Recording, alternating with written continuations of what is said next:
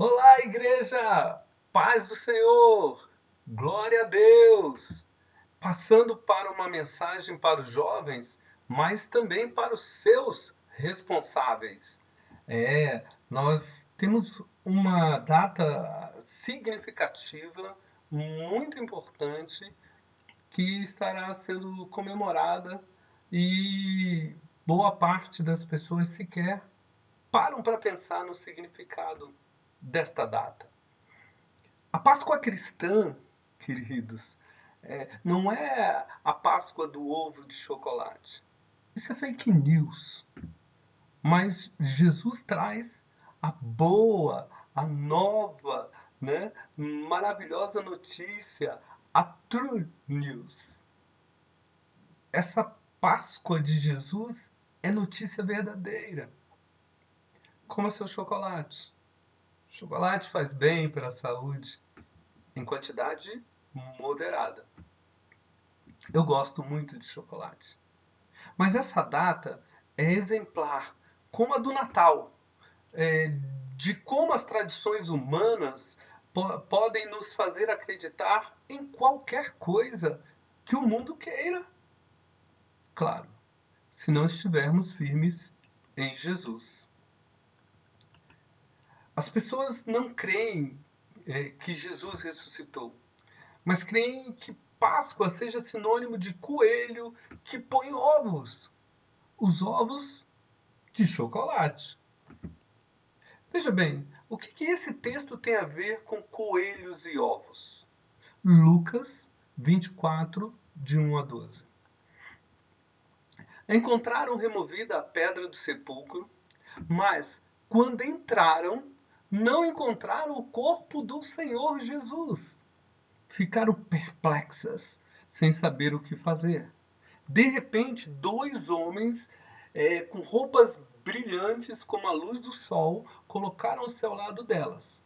Amedrontadas, as mulheres baixaram o rosto para o chão e os homens lhes disseram: Por que vocês estão procurando entre os mortos aquele que vive?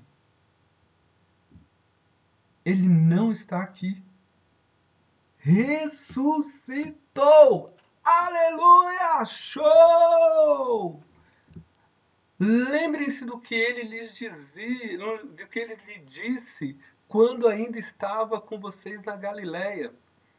É necessário que o Filho do Homem seja entregue nas mãos dos pecadores, seja crucificado e ressuscite ao terceiro dia. Então se lembraram das suas palavras quando voltaram do sepulcro. Elas contaram todas essas coisas aos 11 e aos outros. As que contaram estas coisas aos apóstolos foram Maria Madalena, Joana, Maria, mãe de Tiago, e outras que estavam com elas. Mas eles não acreditaram nas mulheres. As palavras delas lhes pareciam loucura. Pedro, todavia, levantou-se, correu e foi ao sepulcro. Abaixando-se, viu as faixas de linho e mais nada. E afastou-se. E voltou admirado com o que acontecera. Entendeu, irmão? Entendeu, meu jovem, minha jovem? Entendeu, pais? Entenderam, pais? Nada tem a ver com coelhos e ovos. A Páscoa cristã é isso. Jesus ressuscitou. Deus preparou Israel por mais ou menos 1200 anos para a good news, sabe? Desde a saída do Egito até hoje, os judeus celebram a Páscoa, a Pessah. Deus usou uma metáfora, uma parábola lá no Egito, e eles ainda não entenderam. Quanto aos ovos, eles já existiam antes da antiguidade. Entre outras coisas, era a celebração do equinócio. Sabe o que é equinócio? A primavera. A palavra equinócio vem do latim, parafraseando o irmão Sebastião, aecos, que quer dizer igual, e nox, que quer dizer noite. E significa noites iguais, ocasiões em que o dia e a noite, eles duram o mesmo tempo. Ao medir a duração do dia, considera-se o nascer do Sol, que o nascer do Sol é o instante em que a metade do círculo solar fica acima, né, do horizonte. E o pôr do Sol, o crepúsculo ou acaso, o instante em que o círculo solar fica metade abaixo do horizonte. Com essa definição, o dia e a noite, durante os equinócios, têm igualmente 12 horas de duração. Os egípcios, os germânicos e persas foram os primeiros povos da história a apresentarem o hábito de presentearem seus entes queridos com ovos de galinha. Geralmente, essa manifestação ocorria junto com a chegada da primavera. E para representar essa época, os ovos eram pintados com gravuras indicando paisagens naturais. Mais tarde, os historiadores, como eu, e atribuíram esse aspecto cultural aos chineses. Meio que indiretamente, os ovos de galinha passaram a ser presenteados na Páscoa. Isso ocorreu devido a um fato que sucedeu no século XII, em que envolveu Luís VII, que era rei da França. Naquela época, ao voltar da Segunda Cruzada, é, uma luta, uma guerra que aconteceu no mesmo período do jejum da Quaresma para os cristãos católicos, né, da época. Então, quando ele voltou, ele foi recebido com muita festa pelos seus súditos. Então, o superior da abadia de Saint-Germain resolveu presentear aos pobres com metade dos produtos conquistados nas terras que ele explorou. E exemplo das coisas que eles distribuíram foram os ovos, vários ovos. Já no século XV, o rei Luís XI ele foi obrigado pela igreja a proibir o consumo de ovos de galinha durante a quaresma, período em que as pessoas deveriam fazer o quê? Penitência.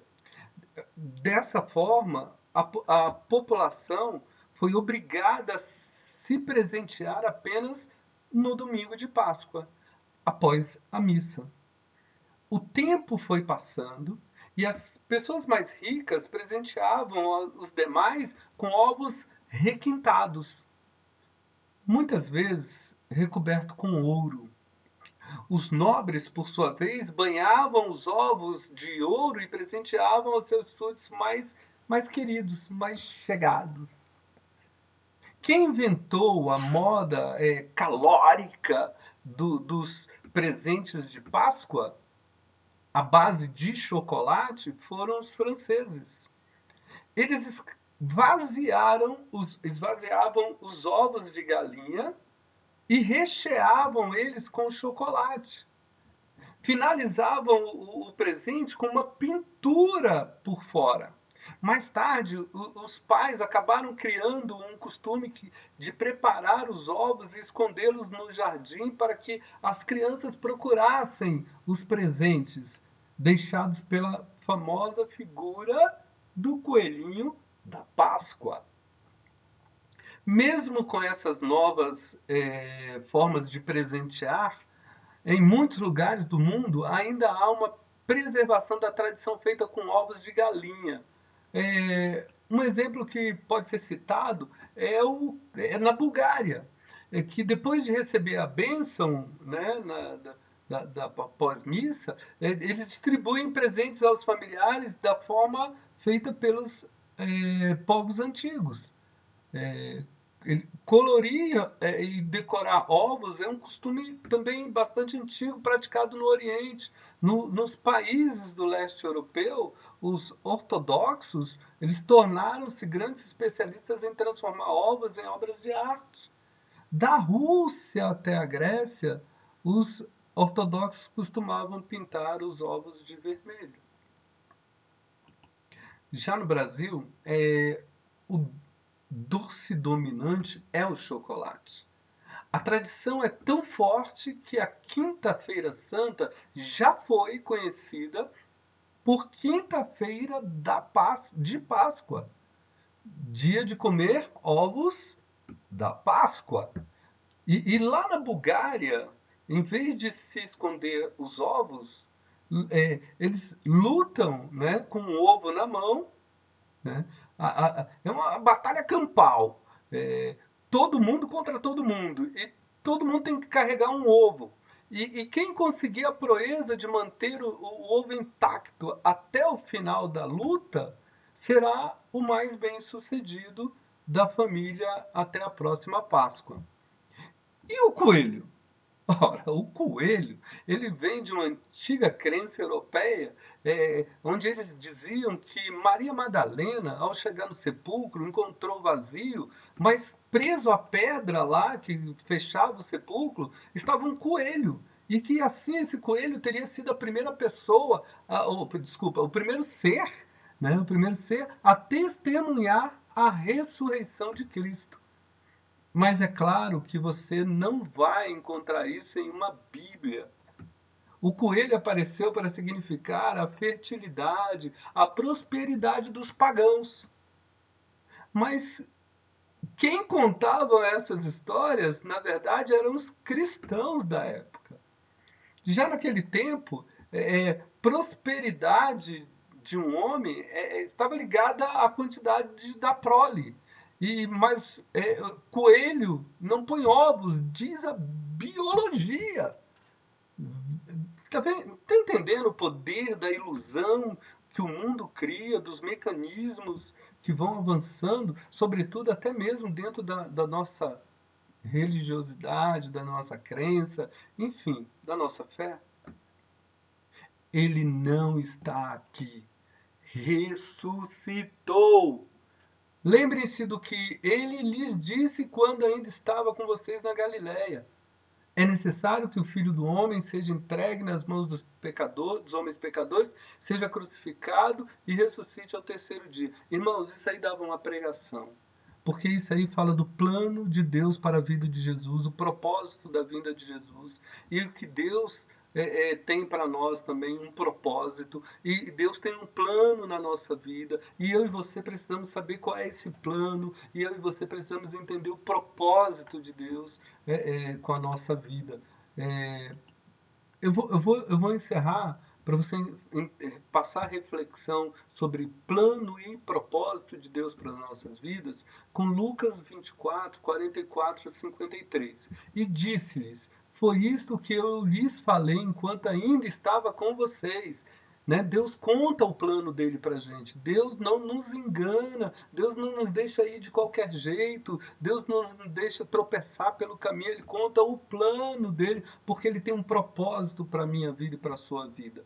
Então, foi isso que eu lhes falei enquanto ainda estava com vocês. Era necessário que se cumprisse tudo que a meu respeito estava escrito na lei de Moisés, os profetas e nos salmos. Então lhes abriu o entendimento para que pudessem compreender as Escrituras. Às vezes a gente não compreende as Escrituras, irmãos. Estou voltando para o texto. E lhes disse: Está escrito que o Cristo havia de sofrer e ressuscitar dos mortos no terceiro dia.